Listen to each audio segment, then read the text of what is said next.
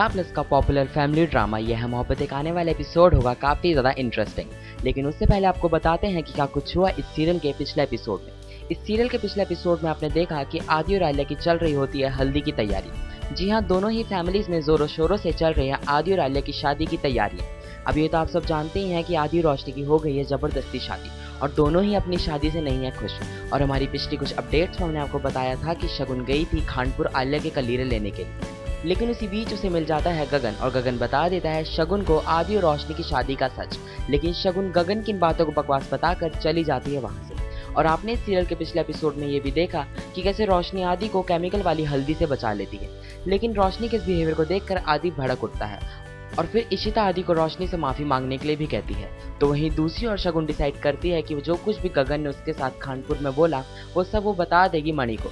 लेकिन शादी का माहौल देखकर शगुन रुक जाती है। और अब आप इस सीरियल के आने वाले एपिसोड में देखेंगे कि आलिया रख देती है आदि के सामने एक फरमाइश, और वो फरमाइश होती है आदि के हाथ का खाना।